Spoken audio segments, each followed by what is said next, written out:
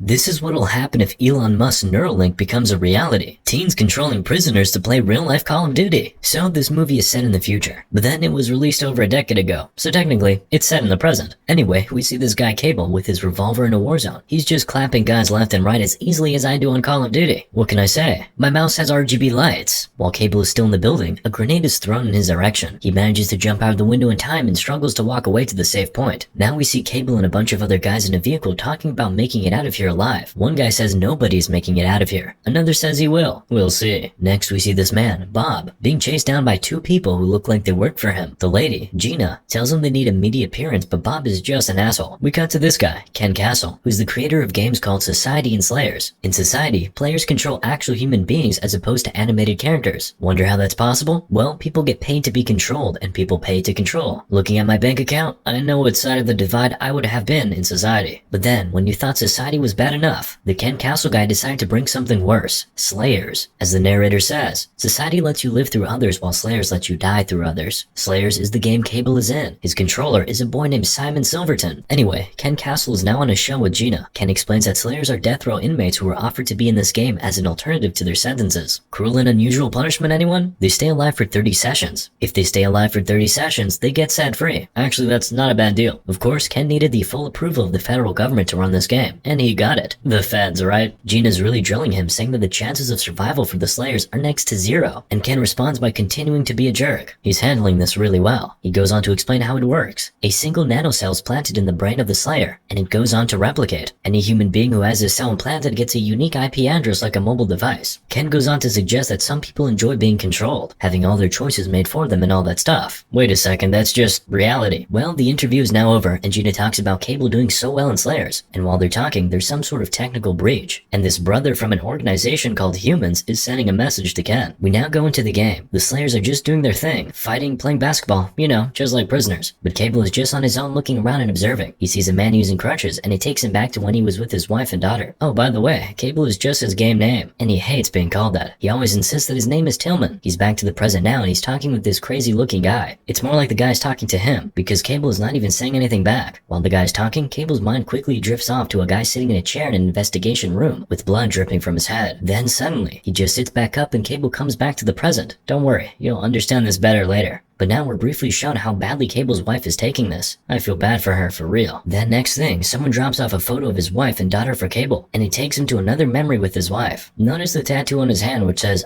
"I'm right here with you," but he's quickly jerked back to reality by a voice from outside. The lady who just brought him the photo is telling him to sign a paper if he wants to get back to his wife and kid. Of course, he signs it without hesitation, and the woman gives him a little prick on his hand and she leaves without revealing herself. Let's now take a trip to Society. It's just one big over-colorful high school party. Cable's wife, Nika, is an avatar here who's being controlled by this super fat dude. Thick. She walks over to this guy with the pig's nose on and flirts with him. As the conversation progresses, things get a little sussy. She looks up and sees her husband's face on this huge Slayer poster, and her mood immediately changes. While that is happening, those guys from Humans hack into this fat dude's game, and it crashes. He's obviously pissed. Something was about to happen, and this crash didn't happen to just him. It happened to an estimated 750,000 players, as is being reported by these weird-looking newscasters who are smoking on live TV. Ken is watching the news as they say the hacking might cost him billions. He doesn't seem so bothered though. Let's now go back into the game. The Slayers are on a mission, and most of them are just being clapped recklessly. But Cable is still holding his own down though. He sees a woman just walking blindly and he runs to save her from a moving car, but she just stands up and walks straight back and gets hit by another truck. Alrighty then. Cable just keeps going. He sees dudes being fried, sees this lady getting her mind blown. Literally. He sees Slayers dropping like flies everywhere, but he just keeps going. What can he do anyway? He keeps going until he wins. Millions of people are watching him all over the world, by the way. In London, Los Angeles, Baghdad, Barcelona, Beijing, everywhere. After the game, he and the others who survived head back to where they're being kept. In the truck, this guy starts going crazy saying they're all going to die. I really don't doubt it. We now see Simon, Cable's controller, walk into his crazy room with some crazy technology. He's only a teenager, but he's getting disturbed by a bunch of ladies. Can't relate. Some hate him, some love him, and some just want to buy control of Cable from him. But Simon says Cable is not for sale. Simon now sees a video of Cable clapping a guy in an investigation room, and a voice starts echoing. If you want to talk to Cable, we can show you how. We immediately immediately cut to Ken talking with a couple guys about Kable. For some reason, he wants to kill Kable and he's preparing this guy, Hackman, to go in and take Kable out. Not to a fancy restaurant or anything, to the afterlife. Ken says the advantage Hackman has over Kable is that, while Kable has the nano cell and is being controlled by Simon, nobody controls Hackman. Kable might have a little delay between when Simon sends the commands and when he begins to operate, but Hackman has none of that. And Hackman is integrated into Slayers pretty quickly. We see him bench pressing in the room with the rest of the inmates, and just moments later, a guard comes to take Kable away for upgrades. We now see Kable firing bullets at some moving avatars. While that is happening, he has a little heart-to-heart with the guard about how frustrating the delay is. He says that slice of a second out there is the difference between living and dying. I know that feel. All gamers hate lag. And we quickly see the difference. Hackman decides to show off by shooting his gun super fast. Kable is now in the bathroom cleaning himself up when Hackman comes to him and tells him he just killed someone and he will clap him too, on Sunday. Okay, first of all, where are your clothes? Also, why did you just break into song? This guy is too funny, man. Kable is not moved by any of that though. But when Hackman refers to his wife and daughter as,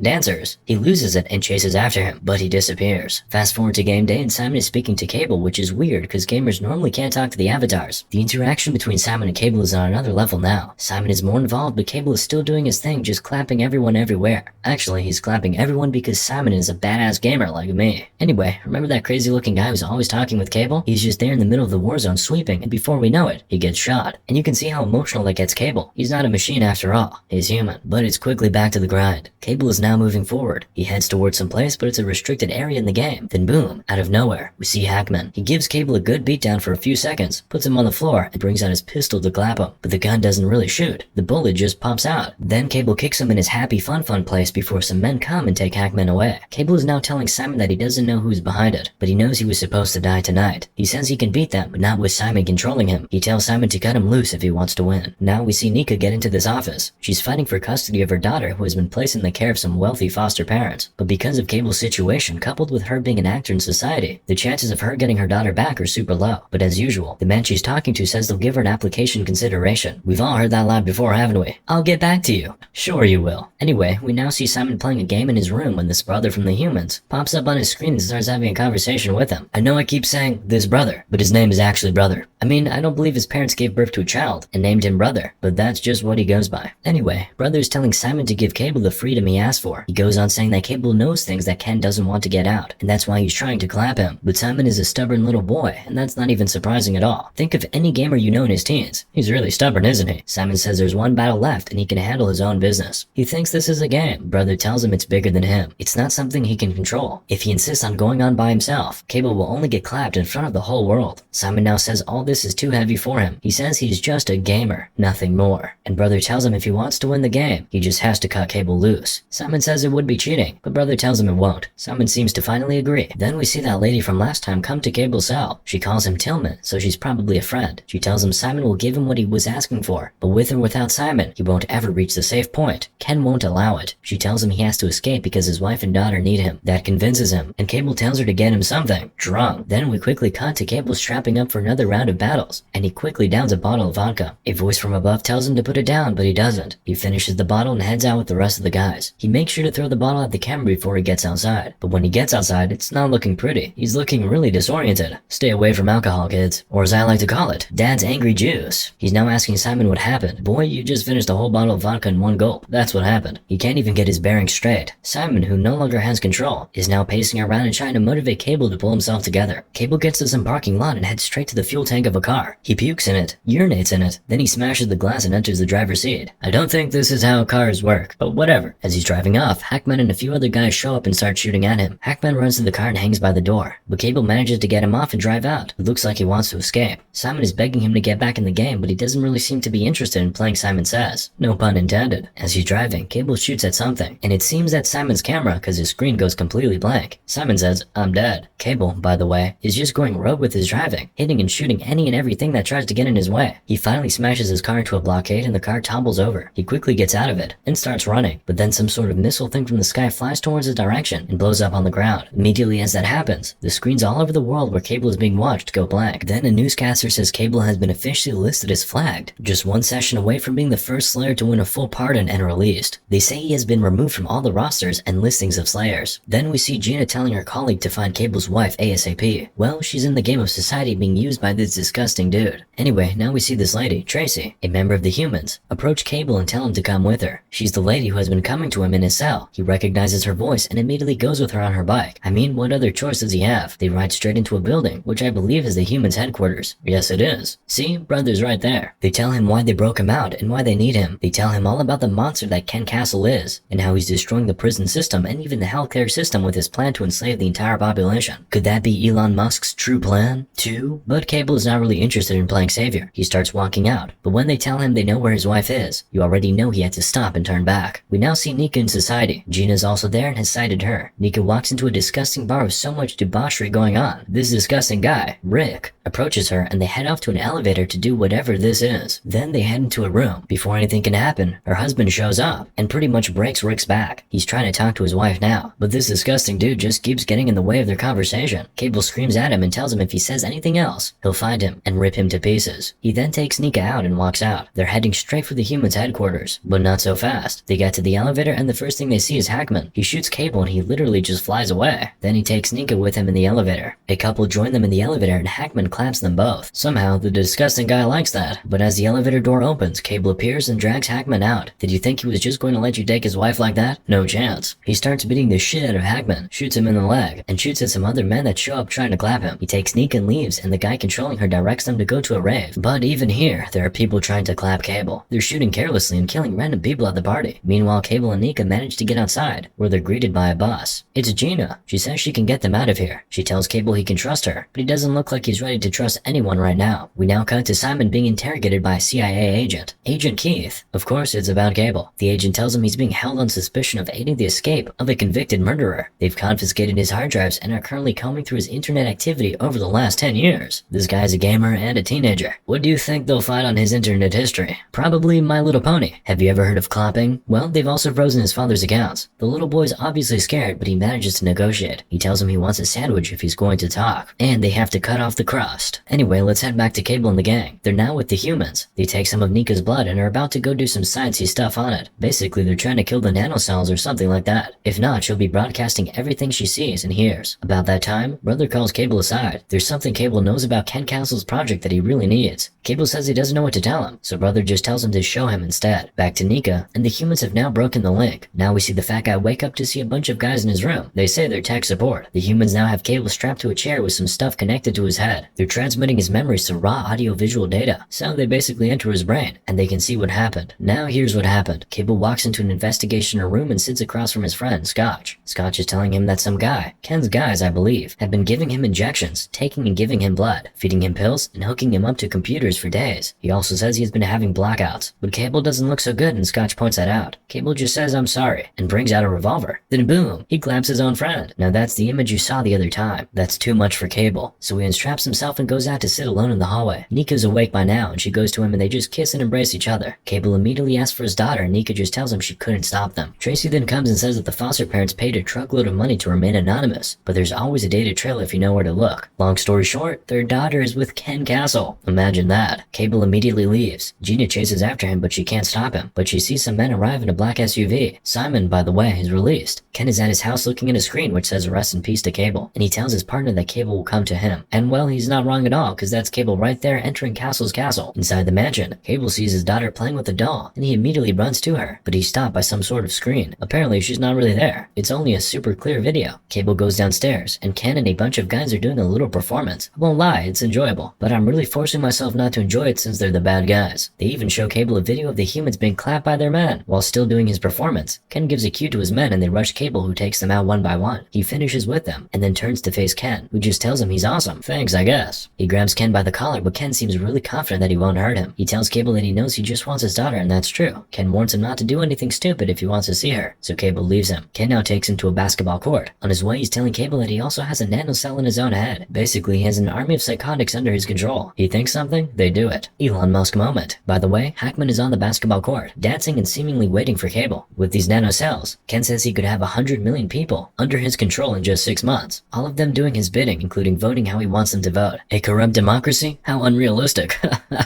As Ken is talking, Hackman comes to attack Kable, and Kable is giving him a beating of a lifetime. Is that all you've got, tough guy? This is probably the easiest killing Kable will ever make. He now picks up Hackman's knife and goes to hack down Ken, but there's some type of force field around Castle that stops Kable from slashing his neck, like Black Friday prices. Everything around here is operating just exactly how Ken wants it, but then Gina's there to save the day. She hit the the upload button on this tab in some room, and the live footage of Kable and Ken is now being broadcast all over the world. Like, literally, the entire world can see this fight happening between Kable and Ken right now. But of course, the men don't know. The only people they know for sure are watching are those men sitting in the audience. It's a pretty unfair match, but Kable is still holding his own. He manages to give Ken some marks on his body, but Ken decides to make the match even more unfair by bringing Cable's wife and daughter in. He's trying to use the powers he has over Kable to get him to clap his own daughter, but Kable fights it. He puts the knife down. Ken is shocked. Kable stands up, grabs Ken by the neck, and points the knife to his torso. Apparently, it's not just Cable's willpower doing this. It's Simon. He really is a badass gamer. It's just now that Ken's technical team finds out that they're being broadcast live, and someone is interfering from outside. Ken tells them to jam the signal, but it's too late. He takes matters into his own hands and starts fighting, but Kable quickly uses his power against him. He tells Ken Castle to look at the knife and imagine him sticking the knife in him and make it real. And that's exactly what happens. He pretty much claps himself with his own mind. Everybody watching from all around the world starts cheering for Kable. Kable kisses his daughter and then tells the support crew to turn off Nanix, since Ken is now dead. They agree and do it right there. They're free now, so I guess we can go back to calling him Tillman now. So last thing we see is Tillman driving off with his wife and daughter. Game over. Moral of the story? Elon Musk.